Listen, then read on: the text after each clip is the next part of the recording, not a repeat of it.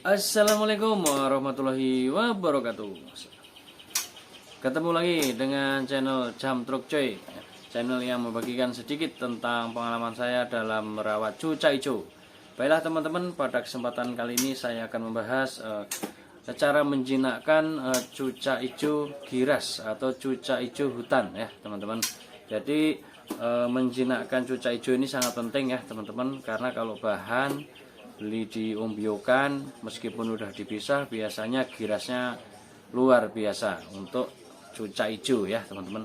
Karena cuca hijau tangkapan hutan itu sudah pasti dia itu stresnya ada dan girasnya udah pasti ada. Nah, biasanya paruhnya tuh bonyok gitu ya, terus bulu nggak rapi, ada yang patah, ada yang copot ya, banyak ya. Karena kan kalau cuca hijau gampang brodol atau gampang ambrol untuk bulu-bulunya gitu ya. Misalnya kepegang gitu nggak pas aja udah langsung ambrol. Nah itu ya teman-teman. Jadi bagaimana yang harus dilakukan atau apa yang harus dilakukan kepada cuca hijau yang giras tadi, yaitu teman-teman saya harapkan sudah melihat vlog saya sebelumnya tentang cara menjinakkan cuca hijau giras. Itu ya teman-teman. Nah ini bisa dikatakan lanjutannya ya teman-teman. Nah, cuca hijau KCK saya itu sudah lumayan anteng, sudah lumayan enggak terlalu giras banget, dan sudah mulai gacor ya teman-teman. Meskipun ketika saya rekam itu dia nggak mau atau diem. Nah ketika saya tinggal dia tuh langsung gacor. Meskipun saya branding dengan burung-burung kecil, burung murai saya dekatkan gitu ya, saya ablak, saya lihat gitu ya, tapi dia sudah berani bunyi ya teman-teman. Itu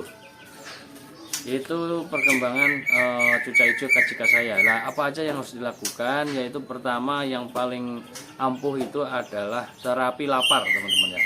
Terapi lapar itu bagaimana? Terapi lapar itu ya untuk pisang buahnya itu selalu diberikan ya, jadi selalu ada buah di dalam kandangnya. Nah, terus terapi lapar di sini apa yang dimaksud? Yaitu jangan dikasih tanpa menggunakan tangan. Nah, gitu. Jadi sehari hanya sekali, yaitu di pagi hari. Nah, gitu ya, teman-teman. Jadi misalnya nih pagi diembunkan, jangan dikasih jangkrik dulu ya. Pagi diembunkan sampai cuaca itu terang gitu ya, intinya udah terang, udah mulai ada sinar matahari ya kan. Nah atau jam misalnya embunkan habis subuh. Nah ketika jam 6:30 ketika mau berangkat kerja ya kan, untuk yang sibuk kerja ya, itu dikasihkan jangkriknya pakai tangan. Kalau nggak mau ngambil ya udah nggak usah dikasih. Nah kan dikasih pisang ya teman-teman. Nah itu bagaimana? Apakah dicabut enggak pisangnya? Tidak usah. Jadi gini, misalnya kan pagi dikasih pisang nih, ya kan?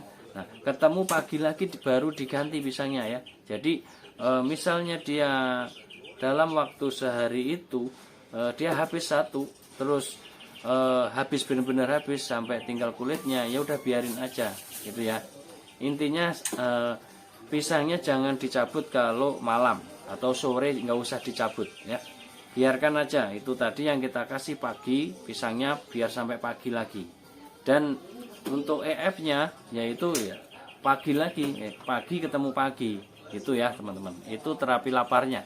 Nah selanjutnya apalagi, nah ditaruh di lantai. Nah ketika ditaruh di lantai, coba dikasihkan jangkrik. Nah, ketika ditaruh di lantai ya kan, misalnya malam gitu ya. Ini terapi ini ada beberapa alternatif ya pemberian jangkriknya itu. Pertama terapi lapar, pagi ketemu pagi ya kan. Kedua ditaruh di lantai sambil dikasih jangkrik gitu ya. Dikasih jangkrik 1 atau 2 gitu ya. Misalnya malam nih pulang kerja, udah ditaruh aja, tapi dipakai tangan. Ngasihnya ditaruh lantai, kasih tangan. Nah dia mau nggak? Kalau mau ya kasih gitu. Lakukan rutin terus ya, itu untuk penjinakan ditaruh di lantai.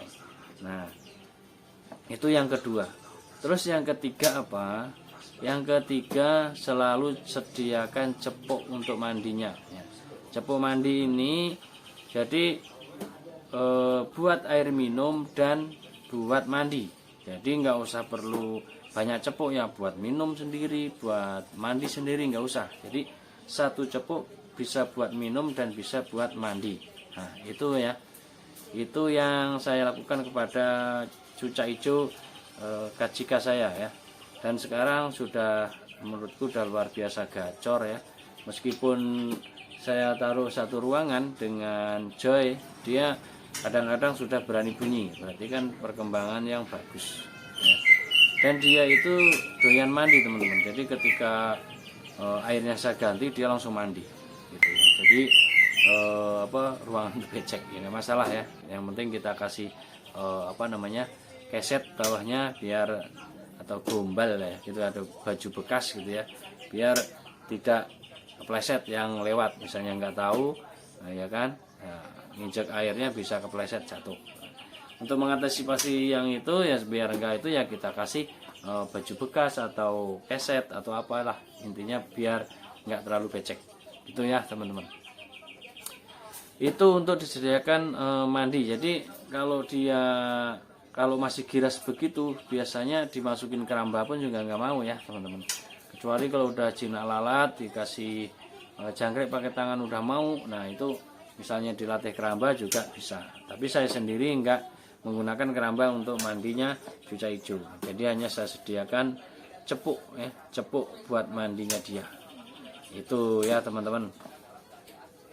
Jadi itu yang saya lakukan untuk penjinakan kajika saya. Nah, selain itu apalagi, yaitu digantung di teras. Digantung di teras posisi rendah.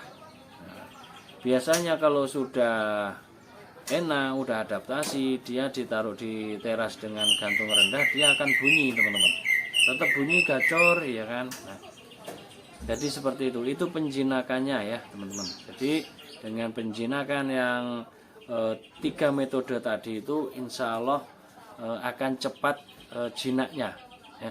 Jadi ketika terapi lapar ya kan, pagi ketemu pagi, terus ditaruh di lantai ya kan.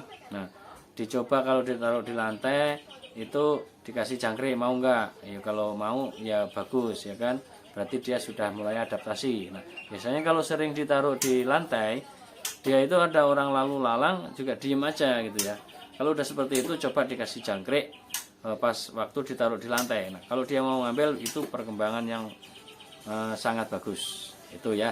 Nah pas digantung di di teras, nah, sama perlakuannya juga seperti itu. Misalnya habis diembun nih ya, habis diembun kita kasih jangkrik tadi kan, nah itu ditaruhnya di teras ya, di terapi tadi. Nah itu kalau dia mau makan ya berarti bagus, berarti perkembangannya bagus, tinggal jebol birahinya gitu, biar gacor banget gitu ya teman-teman.